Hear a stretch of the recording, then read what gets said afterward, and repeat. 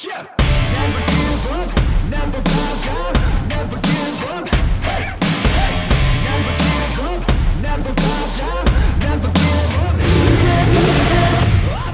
Elamuste rännakutega taas kord Tartus Moto hobis. Marek küsib minu käest taas kord seda, et Jaanus, kas sa lõpuks oled mootorrattaload saanud? Vastan ette ära, ei ole. Naine jätkuvalt ei luba. Tegelen sellega homne päev edasi. Naisega. Naisega ja sellega, et äkki kunagi saan ka mootorrattaload. Aga kihvt, kuule, sul on see ju palju suuremaks muutunud. Jah, meil on 300 ruutmeetrit müügipinda juures. Veel rohkem elamuste pakkujaid. Absoluutselt, sest elamusi on ju nii palju meil ja et igat toodet nagu eraldi välja tuua, kliendil oleks neid lihtsam üles leida, et lihtsam orienteeruda siin poes. Selleks siis tegime 300 ruutu poe suuremaks ja nüüd on iga toode on enam-vähem omas nurgas, omas segmendis ja niimoodi on kliendil lihtsam. Lihtsam ja, et siin ma olen kaherattas, siin on neljarattas, seal taga on ka neljarattalisi, aga keskendume hetkel siis ikkagi nendele kevade kulutajatele, suve kulutajatele, kaherattalistele ja osadega võin ka mina sõita, need asudki tegelikult sealpool, et alustame elektrikatest, on ju. Super Sokko, vana hea, millega mina olen ka siin isegi Tartu linnaval sõitnud. Kusjuures, just vaata ütlesin sulle, et kas sellega ma olen sõitnud, ütlesid, et Jaanus, sa tuled küll. Eelmine aasta sõitsid, et aga ma ei mäleta, see näeb nagu nii suuri võimas välja, et ma mäletasin kuidagi pisem. Aga need on täiesti, ütleme, mopeedilubadega. Legaalsed mopeedijuhi lubadega sõidavad kuskil 70-80 kilomeetrit ühe laadimisega. On võimalik panna lisaakuga siis duubeldada seda ühe laadimisega läbisõidu range'i ehk siis läbisõitu ja tegelikult väga säästlik viis liikumiseks. Ilmselgelt ja väga mugav ja ütleme sellist igal poole need teetööd. Saad rahulikult va läbi riiverdada. Tegelikult, mis on elektrimopeedide juures tegelikus plussiks on esiteks nad ei lõhna bensiini järgi. Sa võid pärast sellega ka teatrisse sõita on ju, siis sa ei pea seal lõhnama nagu motomees on ju. Noh, kuigi võiks on ju. Aga teine asi, ta ei tekita müra. Kolmas asi, see on hooldusvabam. Ehk siis tal ei ole õhufiltreid, tal ei ole kütusefiltreid, tal ei ole õli, mida vahetada. Et ainuke, mille eest sa pead hoolt kandma on see, et sa pead teda laadima ja ka talveperioodil ei tohi üle 60 päeva lasta akul tühjana olla, et siis läheb aku lukku. Aga nüüd, kui me liigume siit natuke tahapoole, näiteks sellist asju mina esimest korda, Royal Enfield. Need nüüd ei ole enam sõbrad enam elektrilised, need on nüüd ikka nagu päris. Ja see on Royal Enfield on maailma kõige vanem mootorrattatootja, toodab klassikalise stiilis mootorrattaid ja nii mõnigi mudel on sisuliselt muutmata kujul, et nad näevad välja umbes see, nagu nad kas 50-ndatel, 40-ndatel on toodetud, lihtsalt nad on tänapäeva nõuetele vastavusse viidud. Ja tänapäeva tarkust ka sisse pandud ilmselgelt. Jah, et just, et nagu nad vastavad ju Euro 5 mootorratta nõuetele, muidu ilma selleta ei saaks nüüd Euroopas ka registrisse. Ja ma saan aru siis, et aastat 1901 oli siis esimene Royal Enfieldi kaherattaline, jah? Jah. Assamait, see on küll selline, matkakas on, jah? Matkakas, jah. Ma ei kujuta, kas ma sellest püsti jõuan tõsta seda? Tegelikult on päris kerge matkamootorratas, natuke üle 200 kilo ja tarkust täis. Tal on isegi Apple CarPlay funktsioon, see tähendab seda, et sa saad kõik oma telefoni menüüd siia kuvada ekraani peale, sa saad kaardid, kui sa liikled võõras kohas, kuvad siia läbi telefoni oma sõidud. Eks telefoni tarkus tuleb kõik siia sama ekraani peale? Jaa, kõik ja kaasa arvatud Bluetooth või selles mõttes, kui sul on muusikat kuulad või mis iganes, siis läbi siin juhtnuppude saad seda kõike...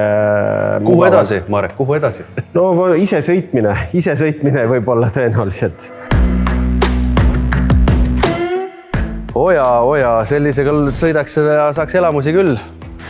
Väga lihtne, umbes 1,5 kuud, 2 kuud teed load, järgmine kord tuled, saad sõita. Muuseas, meil on proovisõidurattaid, absoluutselt kõik mudelid on proovisõiduratastega koha peal olemas. Hetkel on 9 või isegi oli äkki 10 mootorratast, millega saab proovisõitu teha.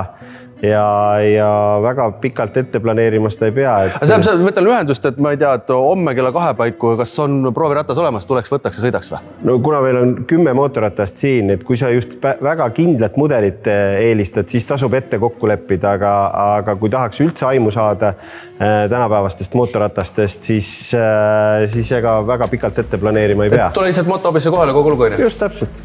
Load võiks olla muidugi. Load peavad olema, aga mis on CF Moto mootorrataste eelised, et esiteks nad on väga turvalised ja tänapäevased, kõik kasutavad ABS pidureid, neil on kõigil LED-tuled, mis LED-tuledest ei puuduta see, et see on ainult ilus vaadata, vaid tegelikult LED-tuli on päisepäevaaeg kaasliiklejatele hästi nähtav ja kui mootorratas on hästi nähtav, järelikult mootorratturil on turvalisem liigelda.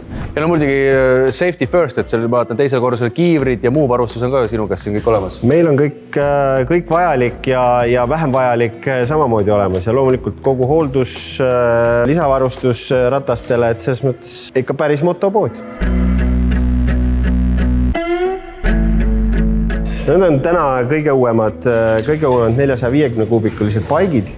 Mõeldud on nad absoluutselt kõigile, ka tegelikult täiskasvanule see, kes on juba vana motomees, sest ratas on kerge ja noh, olgem ausad, tegelikult liigub kuni 180-190 km tunnis. Kuigi sellega kuskil sellise kiirusega sõita ei saa, aga tal on võimsust piisavalt, et vedada ka minusugust sihukest 100-kilost meest, et ta jänni selles mõttes ei jää, on ju? Ei, kindlasti mitte ja täpselt samamoodi jällegi telefoniühendusega ekraani juhtimine mugavalt näppude all, LED-tuled ja ABS pidurid, kõik, mis ühelt väikselt paigilt nagu oodata võib ja absoluutselt vägev disain. Tal on isegi ees on tuulespoilerid, mis aitavad sul teatud kiiruse juures veel sihukest downforce'i pakkuda, et sul haardumine ja pidamine ratastel veel parem oleks. Brembo pidurid, ja seda kõike 5990 €. Lisaks saame pakkuda 0 sissemaksuga järelmaksu, intressiga 6,9 ja see on Euriborist sõltumata. See tähendab seda, et see tänane see Euribori jutt, et nüüd see võib tõusta ja langeta, et sellega sul siis need maksed suurenevad või kahanevad. Et see ei ole Euriboriga seotud. Ei, mis ma oskan öelda, Marek, vägev. See laienemine on ennast ära tasunud. Et vaata ka, et lastele siin üks väiksed meil on ikka laste ATV-d, laste krossikad, töövahenditeks loomulikult ATV-d, see on ju meie põhiline igapäevane leib ja nende hooldamine, teenindamine, müük. Ka grillid.